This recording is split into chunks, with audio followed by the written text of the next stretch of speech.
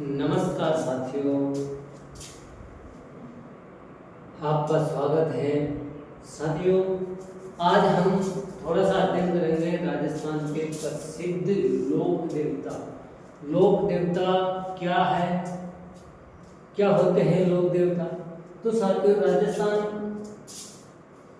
ये रजवाड़ों का प्रदेश, जिसमें कई महापुरुष हैं जिन्होंने अपनों के लिए, जनता की सेवाओं के लिए, देश की रक्षा के लिए आन मान मर्यादा के साथ अपने प्राणों का न्यौछावर कर दिया। साथियों, जिस प्रकार एक योद्धा सत्कर्म के लिए युद्ध करता है, अपनी मान सम्मान के लिए युद्ध करता है, उसी प्रकार ये लोक देवता एक सैनिक अपने देश की रक्षा के लिए मर मिटते हैं। उसी प्रकार ये सैनिकों की तरह ही लोक देवता, जिन्होंने निस्वार्थ भावना से, किसी लोक देवता ने गायों के लिए, किसी लोक देवताओं ने समाज की अच्छाई के लिए, किसी लोक देवताओं ने समाज के प्रति बुराइयां की उनके प्रति, किसी लोक देवताओं ने समाज में अपवादों के राक्षसी रूप, दानवी रूप उन इंसानों के लिए जो समाज को दूषित करता था, कलंकित करता, उन्हीं लोक देवताओं की हम चर्चा करेंगे। कुछ देवता जिन्होंने गायों के लिए अपने प्राणों का न्यौछावर किया, उन्होंने ऊंटों के देवता कहा जाता है, इन्हें सांपों का देवता कहा जाता है। उन देवताओं ने, उन लोक देवताओं को हम आज कहीं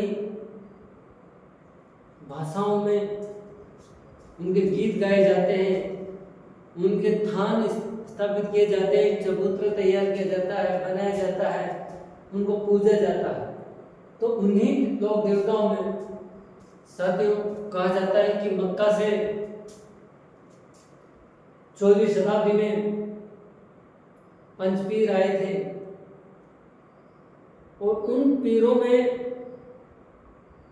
जब ये बाबा रामदेव नाम के व्यक्ति थे, उन्होंने जब उनसे मुलाकात की और उन्होंने बाबा रामदेव की एक विद्वान कह सकते हैं, लोक देवता कह सकते हैं, लौकिक शक्तियों वाला कह सकते हैं, उनके पास थे। तो जब पंचपीरों को खाना खिलाया गया तो वो जिस पात्र में खाना खाते थे वो पात्र मक्का में छोड़ आए। इसी कहा जाता है कि जब उनको खाना परोसा गया तो वो जो मक्का में छोड़कर आए पात्र थे, उनमें उनको परोसा।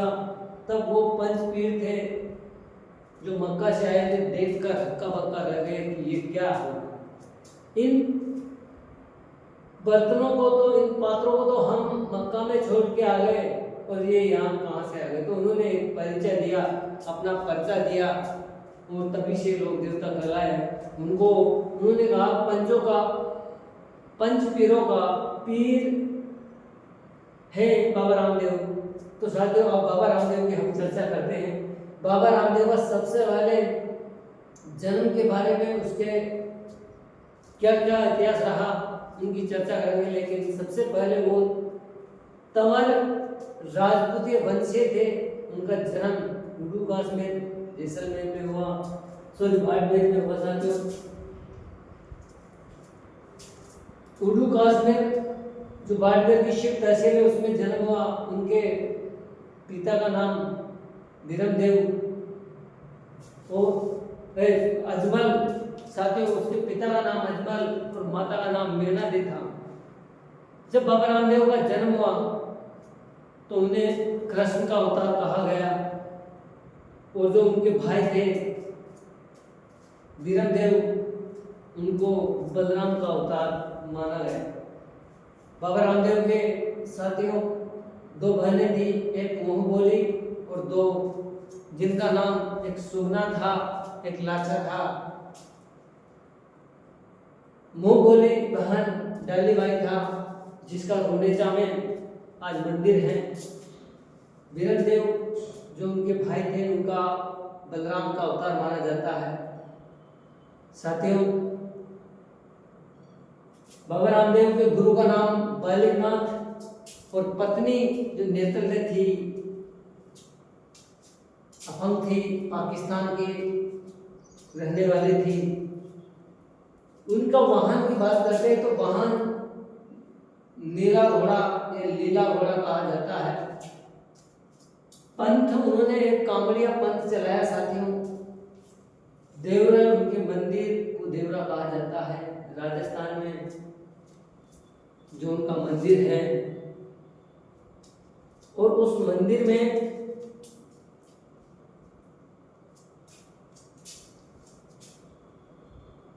मेला हर वर्ष बढ़ता है भाद्र शुक्ल द्वितीया को, और ये मेला एकादशी तक चलता है। 9 दिन तक चलने वाला एक मेला। इस मेले में 13 ताली नृत्य किया जाता है। 13 ताली नृत्य नायिका और कांवड़ जाति की महिलाओं के द्वारा बैठकर किया जाता है। जो ये 13 ताली नृत्य कांवड़ जाति की महिलाओं के द्वारा किया जाता है, राजस्थान का एकमात्र ऐसा नृत्य है जिसे बैठकर किया जाता है। अब साथियों, देखते हैं क्या क्या एग्जाम में आ सकते हैं। पहले तो चर्चा करते हैं उर्दू कास्टे में इनका जन्म हुआ, कहाँ हुआ, जन्म हुआ 14वीं शताब्दी में। इतिहासकार में वास्तविक लिखित डेट इनके पास नहीं है, क्योंकि उन्होंने अलग अलग बताया। लेकिन 14वीं शताब्दी में उर्दू कास्टमेन में जो शिव तहसील बाड़मेर में तंवर वंशीय राजपूतों में इसका जन्म हुआ भाद्र शुक्ल पक्ष की द्वितीया को। साथियों, भाद्र पक्ष की द्वितीया को इनका जन्म माना जाता है। अब साथियों, पिता इनके थे जो अजमल थे, उनकी माता का नाम मीणा देवी था, मीणा देव था, और भाई का नाम वीरम देव था, जो कृष्ण बलराम के अवतार थे। साथियों, यहाँ बलराम के अवतार थे, और बहन जो लाछा और सुगना 2 बहनें थी, और मुंह बोली बहन जो डाली बाई थी। कौन थी? डाली बाई, जिसका मंदिर रुड़ेचा में बना हुआ है। साथियों, गुरु थे इनके बालिकनाथ और पत्नी नेतृत्व थी। वाहन था इनका नीला घोड़ा, और पंथ था इनका कांवड़िया पंथ की शुरुआत की थी। साथियों, इन्होंने इनके मंदिर को देवरा कहा जाता है। साथियों, नेजा इनका मंदिर में जो पताका फहराई जाती है, झंडा फहराया जाता है, वो या तो सफेद होता है, या सफेद में 5 कलर होते हैं, या 5 कलर का होता है। साथियों, नेजा कहा जाता है इनके झंडे को क्या कहा जाता है? नेजा 5 रंगों का होता है। जम्मा, रात्रि में जो जागरण किया जाता है बाबा रामदेव को, उसे जम्मा कहा जाता है। और जातु, दो बाबा रामदेव जी के जो जाते हैं उनको जातु कहा जाता है। पर्चा और पर्चा जीवन की गाथाओं, इनसे संबंधित इनने जो किया है उनके बारे में जो गुणगान किया जाता है, गाथाएं गाई जाती है, गीत गाए जाते हैं, लोक कथाएं की जाती है, उनको पर्चा कहा जाता है। इनके जीवन गाथाओं का व्यस्कान पर्चा कहलाता है। रामदेव जी का ब्यावरा भक्ति का गीत है, उनकी भक्ति का एक गीत है जिसे ब्यावरा कहा जाता है। प्रत्येक चिन्ह इसके पगले हैं। प्रत्येक चिन्ह बाबा रामदेव जी के अगर प्रत्येक चिन्ह पूछ ले जाए तो पगले हैं। और इनकी पुस्तक का नाम साथियों 24 वाणियां इनकी पुस्तक है। और साथियों, इनके समकालीन एग्जाम में पूछा जा सकता है, मोस्ट इंपोर्टेंट समझिए कि इनके समकालीन लोक देवता कौन कौन थे। तो मल्लिनाथ जी और हड़गु जी इनके मौसेरे भाई थे, और मल्लिनाथ जी दोनों इनके समकालीन थे। अब बात करते हैं साथियों यहाँ पर, तो बाबा रामदेव को सांप्रदायिक सद्भावना का लोक देवता कहा जाता है। साथ ही उसके बाद में पीरों का पीर कहा जाता है। कृष्ण के अवतार के रूप में जाना जाता है बाबा रामदेव को। वीरम देव को बलराम का अवतार कहा जाता है।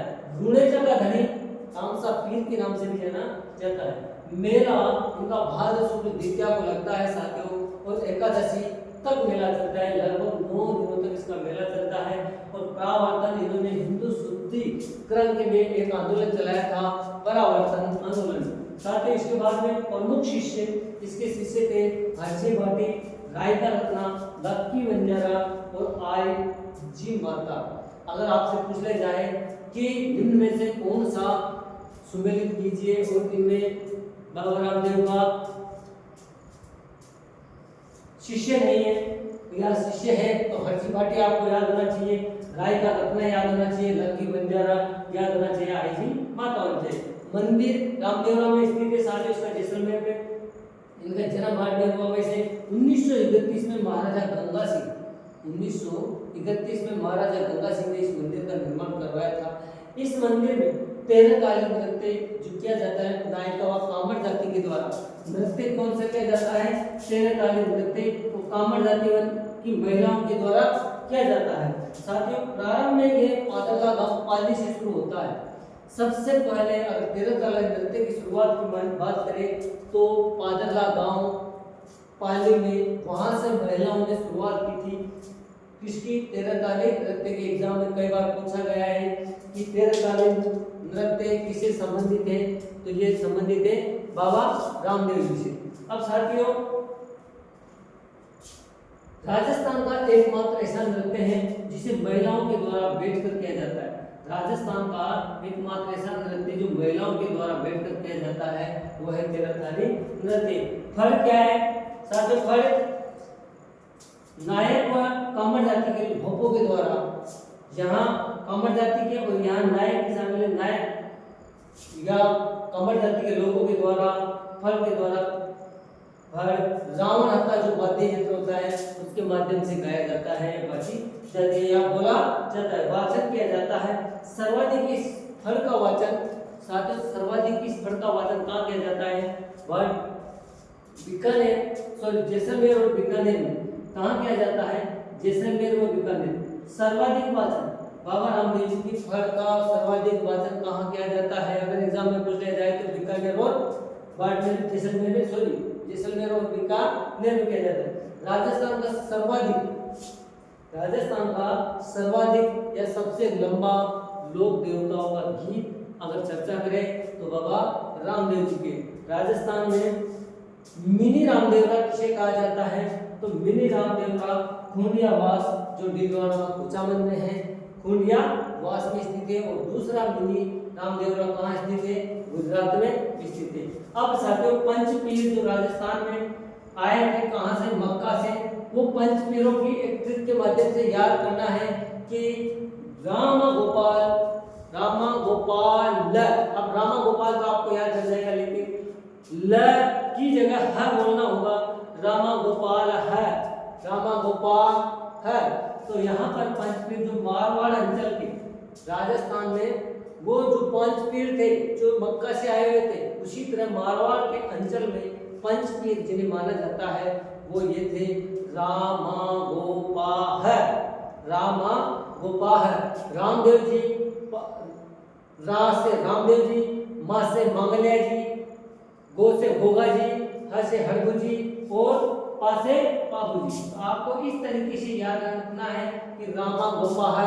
अगर मारवाड़ के अंचल के पंचपीरों की बात की जाए, आपसे पूछ लिया जाए कि मारवाड़ का पंचपीर निम्न में से कौन सा नहीं है, तो ये पांचों याद होना चाहिए। अगर सुमेलित कीजिए, सुमेलित में आ जाता है तो आपको भी ये पांचों पीर याद होने चाहिए। मारवाड़ के अंचल जो मारवाड़ अंचल है उसके पंचपीर कौन से हैं? गोपा, रामा गोपा है, रामदेव जी, मंगल्या जी, गोपा, गोगा जी, पाबू जी और हरगु जी। इस प्रकार आप ये पंचपीर जो मारवाड़ अंचल के आपको याद होने चाहिए। साथियों ये थे बाबा रामदेव जी। इन्होंने डालीबाई ने जैसे समाधि ली थी उसके एक दिन बाद कहा जाता है कि एक दिन बाद इन्होंने जीवित समाधि ले ली थी और यहीं पर इनका जीवन समाप्त हुआ। तो साथियों बाबा रामदेव जी से अगर संबंधित लोक देवता से संबंधित कोई क्वेश्चन आए तो आप मैं आशा करता हूँ कि 100% आप इनकी पुस्तक पूछे, इनकी नेजा पूछे, इनकी घोड़ी पूछे, इनका भाई पूछे, इनकी बहन पूछे, इनके समकालीन लोक देवता पूछे, इनके मंदिर पूछे, मिनी मंदिर पूछे। आप कहीं भी कंफ्यूज नहीं होना। सब आपके सामने है। इनकी पर पूछे या इनकी जो 13 तालीम नृत्य है, इनसे इनके मेले के संबंध है, ये मेला पूछे कब मेला भरता है, आपको कंफ्यूज नहीं होना है। 100% आपको मिलेगा और 100% आशा करता हूँ कि आप एग्जाम में सफल होंगे। तो आज के लिए इतना ही। बाबा रामदेव जी को पढ़िए और औरों को भी पढ़ाइए। तब तक के लिए धन्यवाद। जय हिंद।